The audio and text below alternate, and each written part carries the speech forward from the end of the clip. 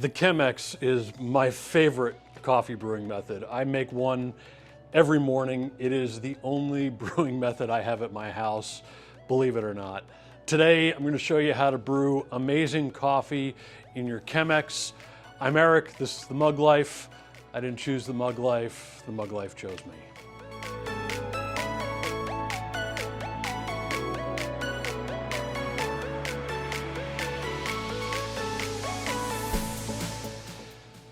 The Chemex was invented in 1941 by Peter Schlugum, didn't pronounce that right, a German scientist, and he was an inventor living in New York. The original patent was for a quote-unquote filtering device. It included a handle, which as you can still get, and was intended for multiple uses, including chemistry and laboratory filtering uses. After he landed Macy's as a client and solidified the manufacturing, why do I keep saying this? Began to promote the Chemex as a coffee maker and to actively promote it in popular media, actually. It appeared in a lot of movies. Most recently, actually, it's still appearing in popular media. Monica Geller had one in her kitchen on Friends, and it regularly appeared in that sitcom. The book, From Russia with Love, in Fleming's James Bond, he talks about how he enjoys, quote, very strong coffee brewed in a Chemex.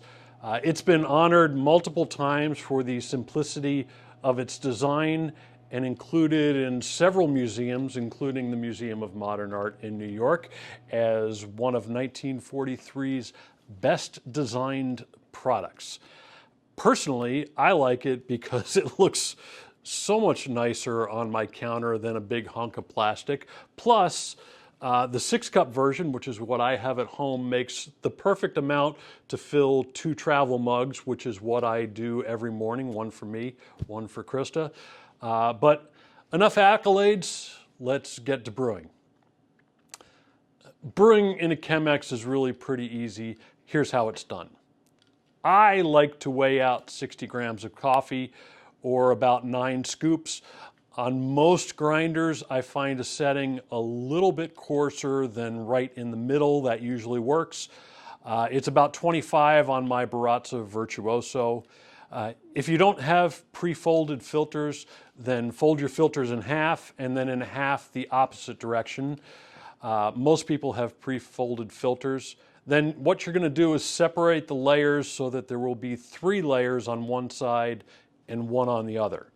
Then place the filter in the Chemex so that the 3 layers are against the vent. This way, the filter is less likely to collapse into the vent and prevent air from escaping and thus from water going down, which is what's going to happen if air can't get out. I like to rinse my filter with a little bit of hot water. What this does is it removes any paper residue that might affect the taste of the coffee. It also slightly warms up the glass of the Chemex so that you're not brewing hot coffee into a cold brewer. Then you put the grounds in the filter and gently pour about 3 times the amount of water into the filter that you have grounds. 180 milliliters in this case, and then spin the slurry so that it gets evenly wet. Then you continue to pour in a circular motion until the water reaches the top of the glass.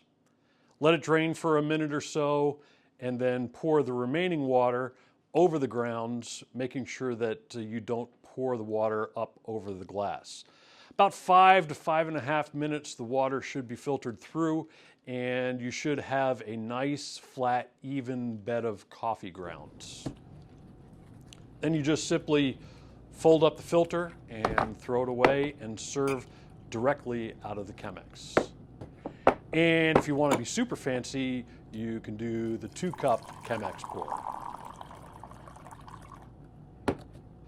The Chemex doesn't keep your coffee warm, so if you need to do that, what I like to do is pour it into a thermal air pot or another thermal holder in order to keep it warm.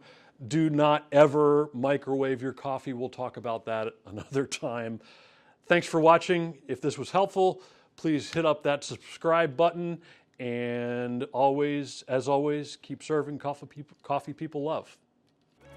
It's Schlübohm, Peter Schlübohm. Schlübohm. For Pete's sake, learn it before you shoot the video. Schlübohm.